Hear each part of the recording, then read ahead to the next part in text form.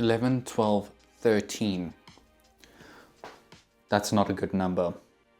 We need to increase our 37 ranks.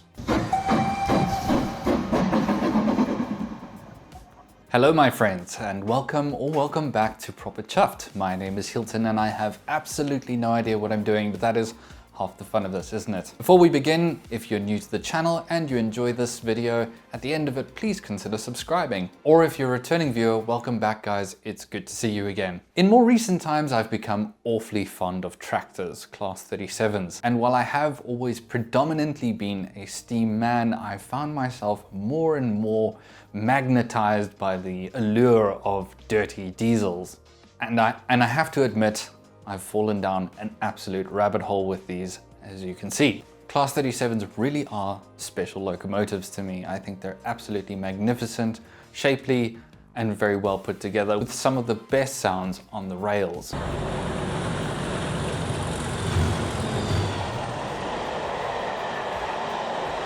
Now, with my channel content being predominantly focused on the Scottish West Highlands, of course 37s play a large part. Context: I've made it my personal mission to collect every single Loch named locomotive for you. I'm kidding, I do it for me, but I'm happy to share it with you.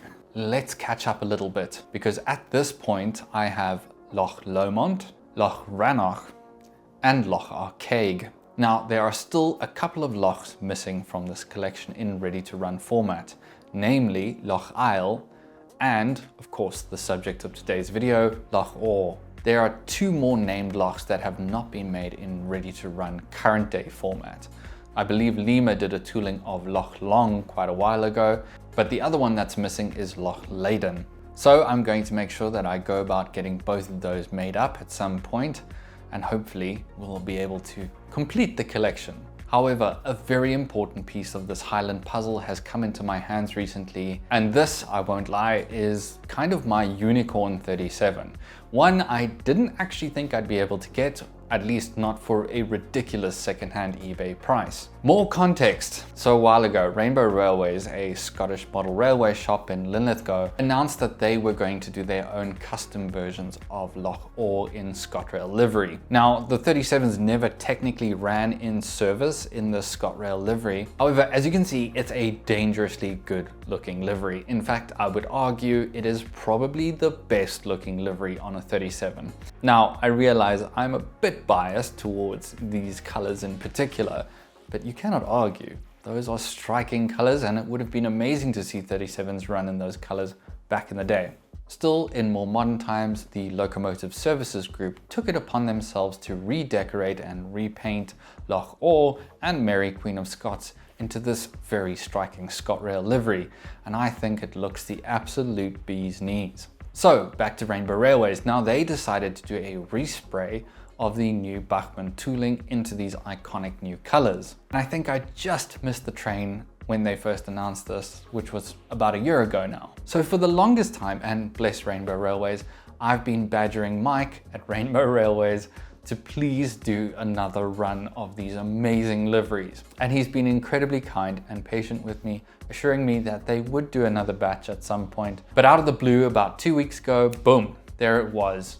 Loch Orr and Mary Queen of Scots with updated and revised liveries available on the website in a very, very limited number. So I didn't waste a moment and I picked mine up. Now, for context, this is not a very cheap model to have done. I bought mine DCC ready for £260, but I can completely understand that price point given the amount of time, effort and personalization that goes into one of these models. £260 for a DCC ready repaint is questionable, I think, in many people's eyes. But I think for the few of us who really do want to see that livery come to life and we can't be bothered waiting around for somebody else to manufacture it, this is probably the best solution. So today's video, gosh, we're finally getting to something. Sorry, I've been rambling so much, but context is important in this situation. So in this video, we're not going to be analyzing the locomotive as I've previously looked at Bachmann's new 37, but we will be looking very closely at the livery and see how good of a job Rainbow Railways have done. Spoiler alert, it's pretty damn good. I'm curious to see though how it stacks up against factory applications, so we'll take a look at that too. And then we'll get into some running because you know what? This locomotive needs to stretch her legs. She's fresh out the paint shop and she deserves a bit of a run in. So we're gonna do that too. Anyways, something a bit different. I hope you enjoy it. Let's take a closer look at Loch.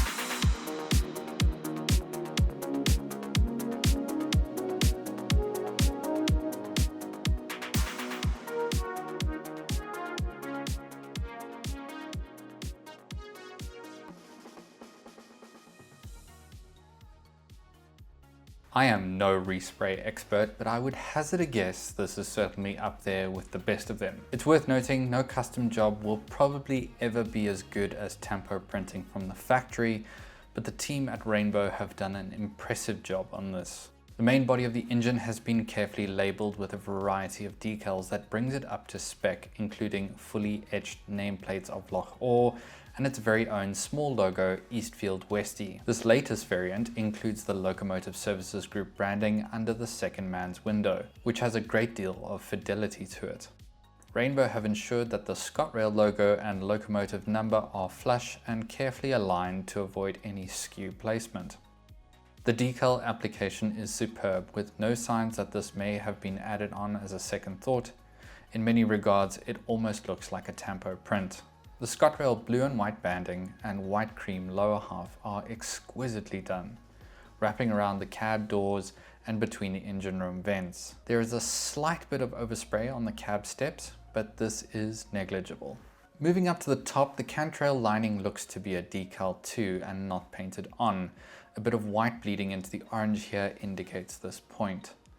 The warning markers too aren't quite as refined as the factory ones, but are barely noticeable at normal viewing distance. On the roof, there is some pretty clear evidence this was sprayed, with some notable detail lost on the original through a heavier coat of paint. This is further compounded by the notable paint sitting on the etched grille. And frankly speaking, I cannot call this poor, as it's somewhat expected when airbrushing. It's more clear than ever that the roof has been resprayed when we place Loch alongside the factory variant of Mary Queen of Scots, with a notable loss of detail on the roof highlighted against the stock Bachmann model. But side by side, I strongly feel this respray holds up against the factory variant. Had I not known it was a custom piece, I would scarcely be able to discern the two, and I think that is a clear indication of a quality job. Next to that, these models continue to fetch dangerously high prices on eBay, a further indication of how highly sought after they are. Let's get down to Dunroman and get some running in though. Right, so before we hit the track, I think it's important to note that I have added all the buffer beam detail here. Now, Bachmann are notoriously bad with this. The snowplow, once you've fitted it, actually can't support any of the buffer beam detail. So I've made some of my own small modifications, or rather severe modifications, to the buffer beam to bring the whole snowplow back a fair bit, I'll say. Not quite as pretty as I'd hoped it for, but you know what, it looks the part now, and I can actually have buffer beam detail on top of it. If you guys would like to know how I did this, perhaps I'll put together a video in future about it, but it's, you know, pretty much off the cuff, so to speak. It's not a cut and dry sort of situation as to how you do it. Regardless, it works, but I do need to unfortunately cut back just one or two of the pipes just a small bit in order to ensure we get a full rotation here. So I'm going to just do that now quickly.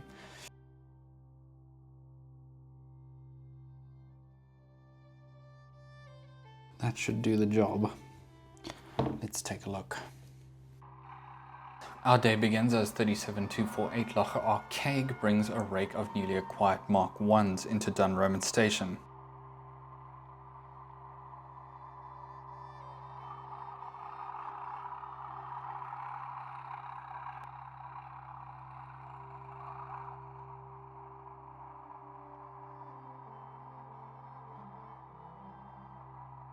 Disconnecting and headed off to Fort William It's now the turn of 37409 Loch to make her Dunroman debut.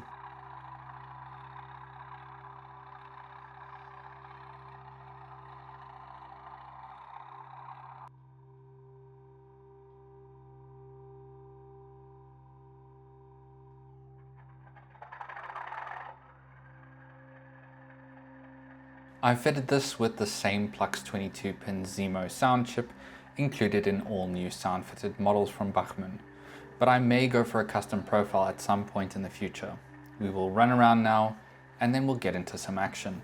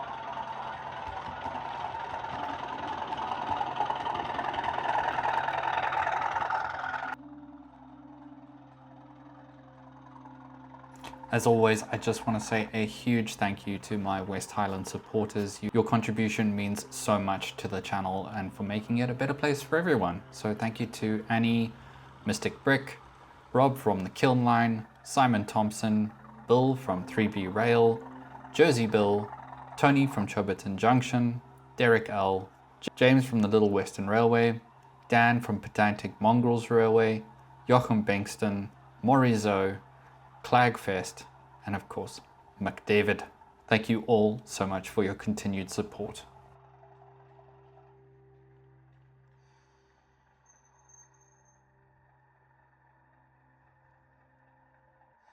So, thoughts on Rainbow Railway's respray of 37409. Mint. Absolutely mint. There's a few small defects on this, and I think that you have to kind of overlook those when you're considering that it is a respray done by somebody else, and it had to be completed aftermarket. At £260, I realize that's a little steep, and for most people they'll say probably not worth it in many regards. However, there are those few of us die-hard, hardcore Scotrail fans or 37 fans who may really want this in their collection, and to be honest with you, this is a really, really decent respray. Rainbow have done an outstanding job with this. Loch is available alongside Mary Queen of Scots, though both of them sold out within about 5 minutes or so when they went online live again. So I'm not sure if Rainbow will be doing another run of these. If they do, make sure to add yourself to the wish list or share your expression of interest with them, because they may very well do if there's high enough demand. Like I said earlier, this is like my unicorn 37, the one that I really, really wanted but felt like I had missed out on, so I was super glad to see that they did bring it back into stock. And I want to say a huge thanks to Mike and the Rainbow Railways team again. This video is not sponsored in any way. I just wanted to show off their fantastic work with this. And of course, I need no excuse to run any more 37s. It's a worthy addition to my 37 collection. And I'm sure if you're obsessed with this livery as I am, you'd probably want to pick this one up too. So do make sure you share your expression of interest. Another piece of the 37 Loch collection complete. No, I know you saw that, but I promise we'll take a look at it some other time. Don't worry, I'm not changing the channel name to Proper Thrashed. Proper Chuffed will stay. There's no denying I do have a huge problem with tractors, and to be honest with you, it's really not a bad problem to have at all. Regardless, I hope you enjoyed this closer look at Rainbow Railway's respray of Loch and you found it useful. If you did, drop me a thumbs up, that would be greatly appreciated. And if you haven't subscribed, what are you waiting for? It's free and I'd love to have you on board. As always, thank you so much for watching. It means the world to me. I greatly appreciate it. And until I see you next time, keep your engines fired and stay on track. All the best.